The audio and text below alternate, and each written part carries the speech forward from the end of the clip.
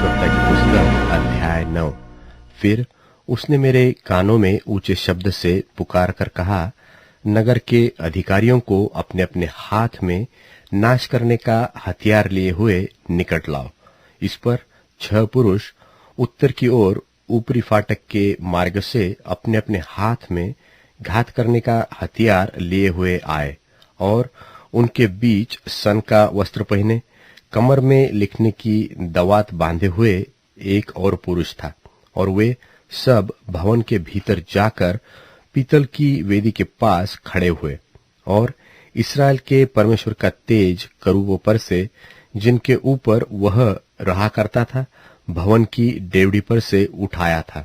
और उसने उस सन के वस्त्र पहने हुए पुरुष को, जो कमर में दवात बांधे हुए था, पुकारा।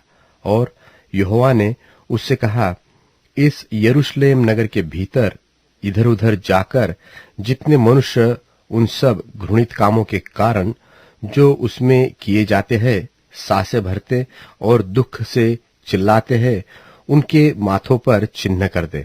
तब उसने मेरे सुनते हुए दूसरे से कहा, नगर में उनके पीछे पीछे चलकर मारते जाओ, किसी पर दया न करना और न कोमलता से काम करना। बूढ़े, युवा, कुंवारी, बाल बच्चे, स्त्रियां, सबको मारकर नाश करो।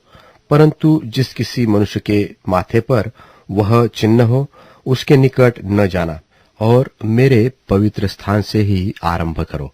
और उन्होंने उन पुरनियों से आरंभ किया जो भवन के सामने थे।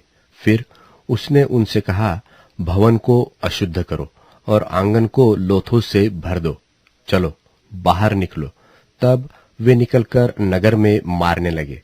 जब वे मार रहे थे और मैं अकेला रह गया, तब मैं मुंह के बल गिरा और चिल्लाकर कहा, हाय प्रभु यहोवा, क्या तू अपनी जलजलाहट यरूशलेम पर भड़काकर इस्राएल के सब बचे हुओं को भी नाश करेगा?